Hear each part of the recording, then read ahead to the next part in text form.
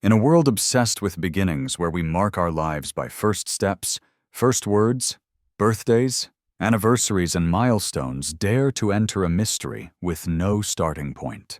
What if the question you've never fully asked, who was God before creation, is actually an invitation to explore the very nature of time existence and the infinite? Today, we step beyond the boundaries of our human understanding, limited by clocks and calendars, and face the awe-inspiring reality of a God who existed before time itself began to tick. Imagine, in the hush of eternity, before the sun ever rose or a single galaxy spiraled into form, before light pierced through the darkness, and before the voice of God thundered, "Let there be, there was God." I remember my grandmother telling me how during the hardest times in her life, when she lost her home and felt everything was falling apart, she found comfort in knowing God was eternal, existing before all things beyond her troubles and time. That idea gave her hope that no matter how chaotic life seemed, there was an unchanging presence holding it all together. This is not simply the opening line of the Bible. Genesis chapter 1, verse 1. It is a seismic declaration that before anything was He is. This phrase rattles the foundation of our human thought, because we are a species utterly obsessed with beginnings. We seek a starting point for everything. But what happens when we confront the boundless, eternal, infinite being who transcends beginnings altogether? We are creatures of time trying to understand a God who exists outside of it. Our minds, shaped by clocks and calendars, struggle to grasp a reality where time itself is a created thing. Picture yourself as a character in a novel looking up from the pages and wondering where the author lives, not realizing that the author exists beyond the story, outside its pages, independent of its plot. God is not a character in the story of creation. He is the storyteller. He is not on the canvas. He holds the brush. Psalm 90 verse 2 declares, "Before the mountains were brought forth from everlasting to everlasting, you are God." God did not begin with the beginning. He was the beginning's beginning. He stood outside the clock before the first second ever ticked. When He said, "Let there be," He was not stepping into time. He was speaking time into existence. Because we are bound by time, we often shrink our understanding of God to the constraints of creation. We ask, who made God? But beloved, that question doesn't reveal God's nature. It reveals ours. It exposes the limits of human logic when applied to the divine. Asking who made God is like trying to weigh music on a scale or taste the color blue. It's a category mistake, like trying to locate eternity on a calendar or squeeze the ocean into a teacup. The tools we use to study creation science, math, time, logic do not apply to the Creator. He is not bound by them. He invented them. Revelation chapter 22 verse 13 proclaims with thunderous clarity, "I am the Alpha and the Omega, the beginning and the end." God is the starting point who never started the origin from which all things flow, yet Himself never originated. This divine mystery challenges and crushes our limited understanding, but ignites our worship. If your God can be explained in a formula, then your God is too small. If your theology fits neatly into a spreadsheet, then your deity is too tame. We want a God we can measure, manipulate, and manage, but the true and living God cannot be contained. He exists beyond comprehension, yet invites us into relationship. And while we may never fully grasp Him, we can worship Him truly. So prepare yourself to peel back the layers of time, logic, and limitations. We will walk through the corridors of Scripture, explore breathtaking metaphors, and answer the cries of the curious heart. We will journey from Genesis to Revelation, from the burning bush to the throne room, from confusion to consecration, all to awaken your heart to a God who was, is, and forever will be. Stay tuned, because by the end of this video, you won't just know more about God, you'll never look at Him the same way again. In the beginning, God. This brief yet seismic phrase from Genesis chapter 1 verse 1 is far more than just the opening line of the Bible. It stands as a powerful theological declaration before anything was created, before any event or object came into being. God simply is. This statement defines God as the self-existent one, the eternal being whose existence is not contingent on anything else. He is not a product of time or space, he exists beyond them. It's a profound claim that challenges our deepest assumptions about reality. To better grasp this, imagine an artist creating a magnificent painting. The painting's starting point is not the first dab of color on the canvas, but the artist's hand itself. The hand that wields the brush shapes every stroke and determines the entire composition. God is like that artist's hand, never part of the painting, yet intimately involved in every detail. He is the origin, the force behind creation, the eternal presence without beginning or end. Now let's consider the range of perspectives surrounding this phrase.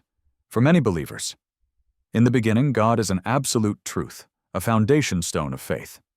Yet scholars and thinkers from different backgrounds offer a variety of interpretations. Some suggest this verse reflects the worldview of an ancient culture trying to explain the cosmos in poetic terms rather than scientific facts. They see it more as a symbolic framework rather than a literal description of an eternal being. Young adults and those with scientific backgrounds may often approach this phrase through the lens of modern cosmology, interpreting it as a reference to the Big Bang, the moment the universe came into existence. In this view, God could be understood as the initial cause or force behind the cosmic explosion. This interpretation bridges faith and science, but sometimes downplays the full theological weight of God's eternal nature.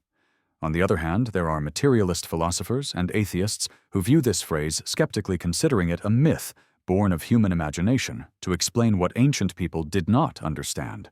For them, it is not a metaphysical truth, but a cultural artifact reflecting humanity's early attempts to make sense of existence. This diversity invites us to ask, can the phrase, "in the beginning," simultaneously carry objective truth and cultural symbolism? And if God exists before all things, before time itself, how can finite human minds begin to comprehend such a timeless existence? These questions are not merely academic. They invite us into a deeper reflection on the nature of God and our own limits. As we continue this journey, let us keep in mind that while interpretations may vary, the core message remains: God is not a part of creation, but its origin. Understanding this helps us shift from seeing God as one element within the universe to the eternal source beyond it, a shift that transforms not only our theology, but our entire worldview. Next, we will explore who God really is before time began, and how understanding him as the storyteller rather than a character reshapes our understanding of existence itself. God is not in the story. He is the storyteller. He is not on the canvas. He holds the brush. This powerful metaphor invites us to rethink everything we assume about God's relationship to the universe. God is not merely a character inside the cosmic drama subject to its twists and turns. Rather, he is the author who imagines, creates, and sustains the entire narrative from outside time and space. He is the ultimate source and meaning behind every chapter of existence. To bring this closer to home, picture a novelist crafting a complex story. The characters in the novel have no awareness of who writes their lives, yet their fate, their joys, and their sorrows are shaped entirely by the unseen author. Just as those characters live within the boundaries of their story, we live within the boundaries of creation. But unlike the characters, we are invited to recognize and worship the one who holds the pen, the Creator whose will and wisdom transcend our understanding. Take Sarah, a novelist from Seattle, who once shared how writing her stories made her realize that she controlled everything, yet her characters lived lives she never fully predicted. Just like Sarah is outside her stories, God stands outside our lives, weaving a story bigger than we can imagine. This concept is widely embraced within Western Christianity, where God's sovereignty, as the ultimate storyteller, underscores his transcendence and intimate involvement in creation. However, when we look across cultures and religions, we find varied perspectives. Eastern traditions like Buddhism, for example, focus on the concept of anatta, or no self, which rejects the idea of a permanent personal creator deity. Instead, the universe is understood as a dynamic, impersonal flow without a singular author. From this angle, God as a personal storyteller is not the only way to understand existence. Similarly, many scientists view the cosmos as a self-organizing system governed by natural laws with no need for a personal creator behind the scenes. They see the universe as arising from chance and necessity, with complexity emerging without design. Taking yet another viewpoint, some proponents of the multiverse theory propose that there may be countless universes, each with its own set of rules and origins, meaning there is no single author of all that exists. In this framework, the idea of God as the sole storyteller is challenged by a cosmos far more vast and diverse than any single narrative can encompass. These diverse perspectives prompt us to ask, if God is truly the author of all things, can finite human minds fully grasp his purposes and intentions, and could there be many authors or forces at work weaving different stories within a vast cosmic tapestry? These questions stretch our imagination and invite humility, reminding us that faith and reason often walk together on the path toward understanding. As we reflect on God as the storyteller, we move closer to appreciating his unique nature, one that stands outside the story, shaping everything without being confined by it. This shifts our view of God from a distant force to an intimate creator who invites us into his unfolding story. Next, we will explore a question that often arises in this conversation: who made God? Or more precisely, can such a question even apply to the eternal creator? Let's dive into this challenging inquiry and uncover why it reveals more about our own limitations than about God's nature. Asking who made God is a question that seems natural to our human minds accustomed to cause and effect, to beginnings and endings. But here's the thing: asking who created God is like trying to weigh music on a scale or taste the color blue. It's a category, mistake, a misunderstanding of the nature of God. God is not a thing within time that needs a cause. God is the uncaused cause, the one who exists outside the chain of cause and effect. In philosophy, this is called the necessary being, the one who must exist and cannot not exist, unlike everything else that depends on something else for its existence. Imagine this: just as you cannot ask a melody where it came from without referring to the musician, or demand that the color blue explain its flavor, you cannot apply the rules of physical causality to a being who is immaterial and eternal. God is not subject to the logic of the physical universe because he transcends it. He is the source of all logic, time, and space. From a faith perspective, believers hold this as a profound truth. God is self-existent without origin or end. Yet from a secular standpoint, this answer can sometimes feel like a dodge, a way to avoid grappling with the mystery.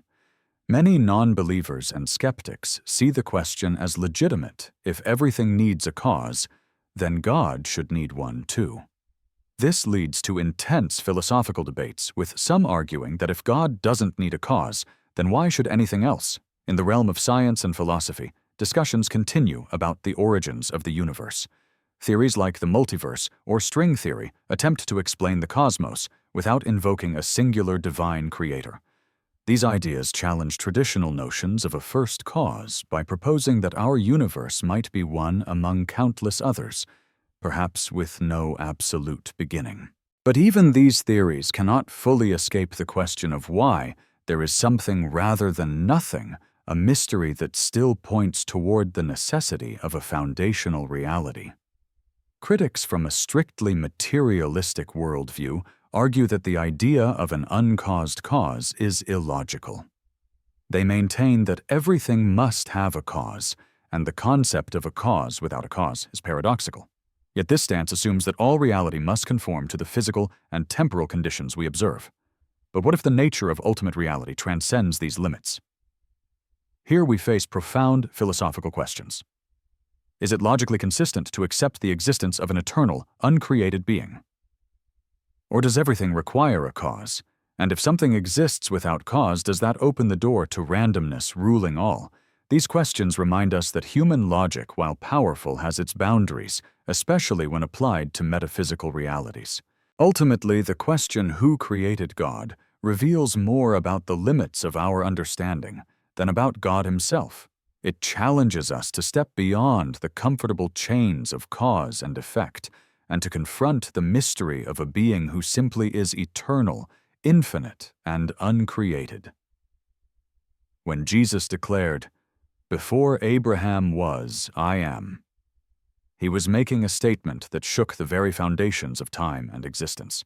This was not merely a claim about his eternal presence, it was a profound affirmation of his divine nature, echoing the sacred name God revealed to Moses, "I am that I am."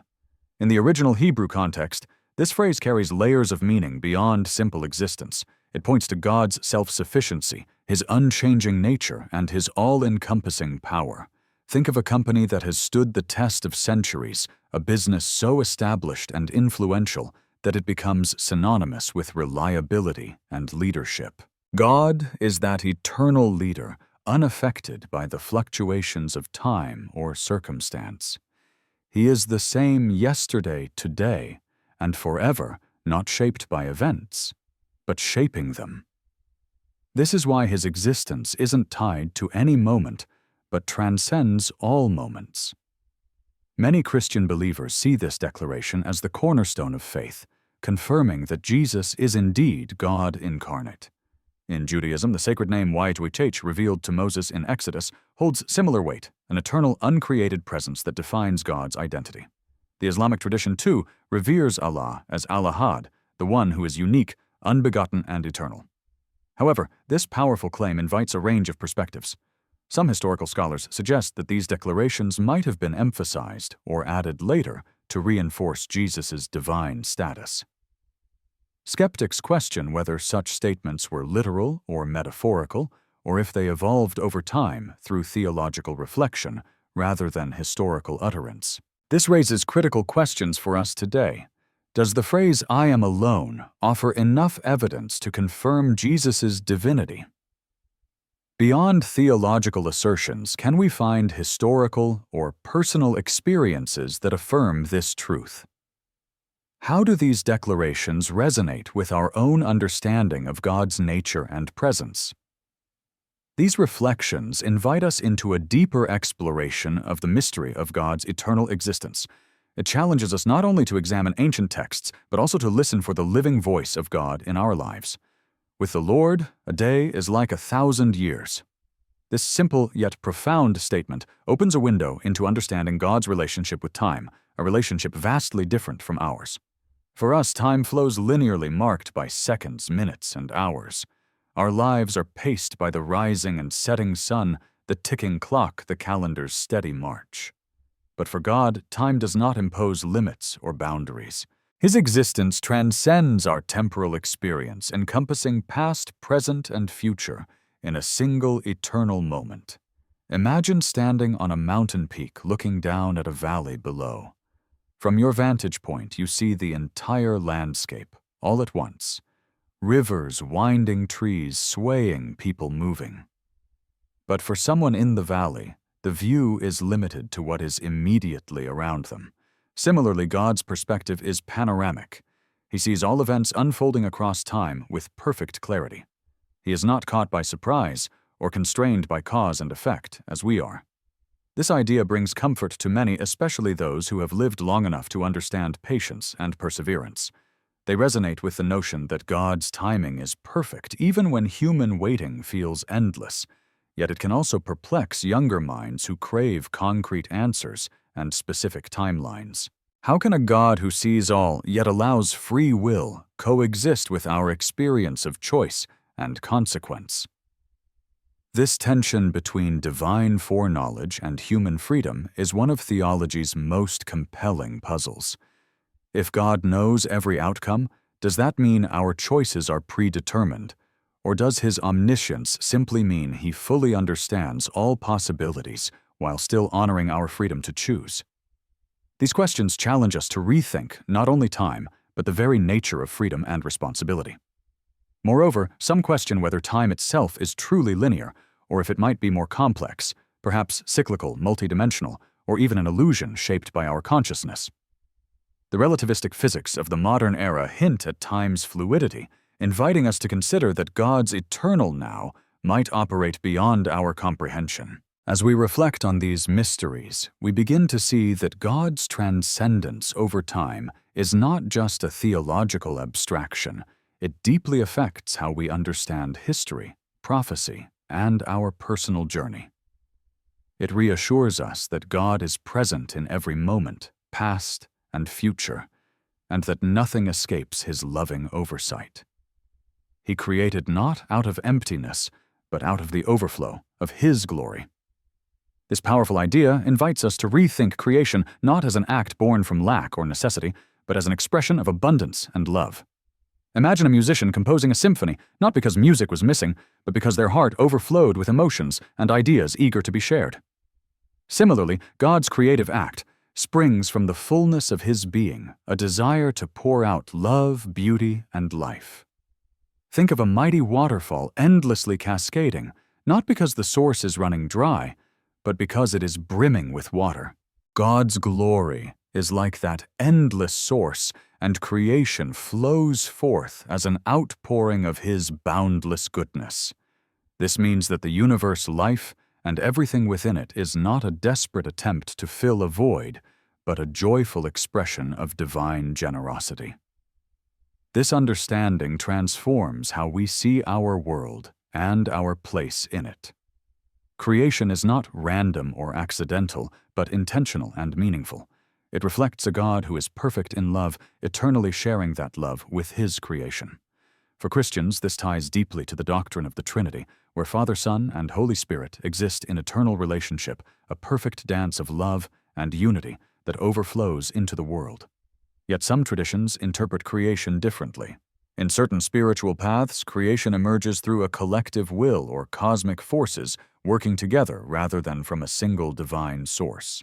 Meanwhile, some secular perspectives view creation stories as metaphorical tools to help humanity grasp our existence and purpose in a poetic way, rather than literal history. This raises fascinating questions. Can a being who is already complete and fulfilled truly desire change, or to create? Is creation an act of sharing love? Or is it an assertion of power? And what does this mean for our own creativity and purpose? By seeing creation as an overflow of divine glory, we begin to appreciate the sacredness of all life and the universe. We see that everything, including ourselves, bears the mark of a loving Creator who made us not out of necessity, but out of generosity. As we continue, we'll explore what this means for human life, that we are not products of chance, but expressions of divine desire, each carrying profound meaning and worth. You are not the product of chance. You are an expression of divine desire. This statement turns the way we often see ourselves upside down. Instead of random accidents or mere biological happenstance, each human life is a deliberate act of creation, crafted with purpose and deep love. Imagine an artist painting not to fill an empty canvas out of obligation, but to share a vision, a feeling, a story, each brushstroke infused with meaning. That's how God views each of us as an intentional masterpiece, created not because something was missing, but because His heart overflowed with desire to express Himself through us. This truth brings profound hope to anyone who has ever felt lost, abandoned, or insignificant. It means your life has value far beyond what you might imagine. You are the living expression of a Creator's desire, a divine echo in a vast universe. This perspective gives meaning to suffering joy relationships, and every moment grounding them in a sacred narrative that transcends chance. However, this idea opens a space for rich dialogue. From a scientific standpoint, many see humans as products of evolution, shaped by natural selection and random mutations. Yet even many who embrace this do not deny the spiritual or emotional significance that faith provides. It's a reminder that science and faith can coexist, each addressing different aspects of our complex existence. Conversely, some philosophers question the notion of destiny or divine purpose, worried it might limit personal freedom or encourage passivity. They challenge us: how do we reconcile free will with the idea of a predetermined design? How can we honor our freedom while embracing the belief that we are loved and intended? These questions invite us to explore a balance between acknowledging our freedom to choose and recognizing that our lives are woven into a grander divine story. It's a dance of mystery and revelation where human will meets divine intention, and each person participates in shaping their own unique path within the Creator's loving plan. God alone. These two simple words carry immense weight, summing up the profound truth of divine sovereignty. Unlike human rulers who depend on advisors, allies, or the whims of circumstance, God reigns supreme with absolute authority over all creation. Imagine a king so powerful that no council or force can alter his will, a ruler whose word shapes the destiny of nations and the very fabric of existence. This is the God described in Scripture, all-powerful, self-sufficient, and unchallenged. Yet this assertion invites deep reflection and honest questioning. Across many religious traditions, the idea of a singular, all-powerful deity is both embraced and complicated by notions of spiritual collaboration. Some faiths and mystical teachings speak of divine councils or angelic beings who participate in governing the cosmos, suggesting a more communal spiritual administration. This raises fascinating questions about how divine power might be shared or exercised in harmony without detracting from God's ultimate sovereignty. Moreover, the existence of suffering and injustice in our world challenges this concept of omnipotence. If God alone rules and is all-powerful, why does pain persist? Why is evil allowed to flourish? These questions have troubled theologians and believers for millennia, prompting explorations into the limits of divine power, the role of human free will, and the mystery of suffering as a pathway to growth and redemption. Could it be that God permits some level of cooperation with other spiritual entities, not to diminish His power, but to allow space for freedom, growth, and cosmic order? Or might suffering be part of a larger, inscrutable plan that ultimately leads to greater good? These are not easy answers, but wrestling with them is part of our journey in faith and understanding. In embracing God's absolute sovereignty, we confront both awe and challenge: the awe of a limitless, perfect Creator, and the challenge of trusting in His wisdom amid the complexities of existence. It calls us to humble ourselves before a power far beyond human comprehension, while continuing to seek answers with open hearts and minds. As we come to the close of this profound exploration, remember, the mystery of God's origin is not a puzzle to be solved, but a majesty to be reverently embraced. In a world hungry for answers, we often seek to fully understand the beginning of everything, even the beginning of God. Yet this divine reality surpasses our grasp. It invites us not to conquer it with reason alone, but to stand in awe and worship. Faith in this sense is not a denial of intellect, but a courageous leap beyond the limits of human understanding, trusting that there is a grandeur far greater than what our minds can contain. Imagine a child who flips a light switch, not knowing the intricate workings behind the bulb wires or electricity, yet fully trusting the light will shine. This simple trust, rooted in experience and hope, mirrors how we might approach the divine mystery. We do not have to unravel every cosmic secret to find peace or meaning. Instead, we are invited to dwell in the wonder of the eternal God, who defies beginnings and ends. Different generations and thinkers will approach this mystery with varying needs, some seeking detailed explanations, others finding solace in the unknown. Some modern theologians and philosophers encourage holding space for both doubt and devotion, recognizing that faith deepens not despite questions, but often because of them. Yet critics caution that worshiping mystery alone can risk intellectual complacency. The challenge, then, is to cultivate a faith that is both deeply thoughtful and humbly reverent, one that embraces inquiry without losing sight of awe. So how do we balance faith and reason? Can we worship God while continuously questioning and learning? The answer lies in a relationship rather than a formula, a dynamic journey where trust grows alongside understanding and reverence coexists with curiosity. Now, I invite you to share your own thoughts and experiences about the origin of God. How do you perceive this eternal mystery?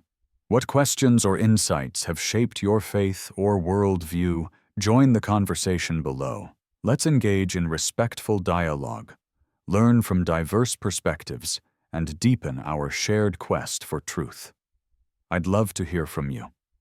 Like James from Detroit, who once said, "Understanding God's eternal nature changed my whole perspective on loss and grief." Stories like his remind us we're all on this journey together. If this video has inspired your thinking or faith journey, please like, subscribe, and share it with others who crave these big questions. May this exploration plant seeds of hope, wonder, and profound peace in your heart. Thank you for joining me on this divine confrontation with eternity. May you walk forward with curiosity and faith hand in hand. Blessings to you all.